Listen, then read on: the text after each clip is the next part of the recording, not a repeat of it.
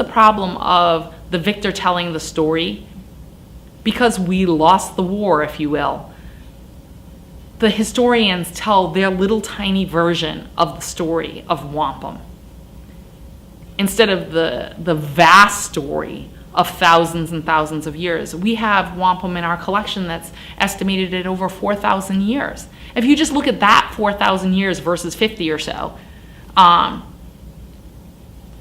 there's a huge disconnect there. And unfortunately for us, the history of indigenous people is also told in that fragmented way. We're told from contact to, if you're lucky, on the East Coast, it's contact, King Philip's War, and then we disappear.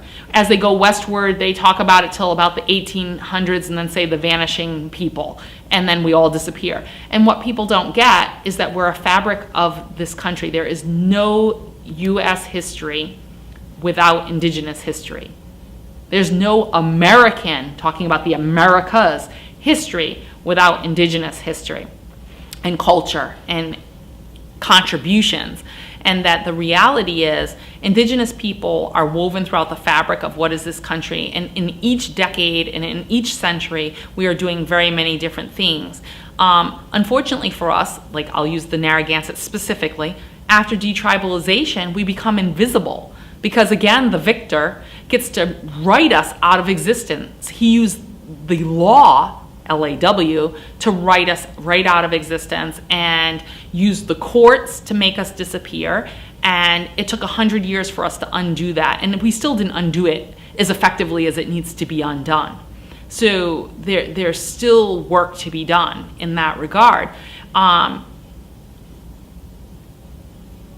this is the problem, and is that we need to tell our own stories, and we need to tell our full history ourselves, and not let someone else tell our stories for us, and break into the layers of control or power, if you will, to be able to do that. Which is where there's a benefit to having a Native American museum. It's a place to have a voice, to educate the public, and to express the history and the culture and the dynamics of that, the positive impact that indigenous people have. I mean, people, they go, oh, well, Native American people disappeared a long time ago. They didn't really do anything. Well, that's not true. You know, there's many, many famous Native American people, not just the historic people, but contemporary people that have been vice president and have been astronauts and that have been elite athletes, prima ballerinas. And when I was a classroom teacher, I always challenged my students to look them up. You know, not just Native American people, but all different kinds of diverse people. We have a habit in the United States of only looking at the mainstream majority, you know, whoever has the power, as being the ones that have contributed to the fabric of this country. And the reality is indigenous people and many other people have contributed to the fabric of this country. And there would be no Rhode Island without the Narragansett people. You know, they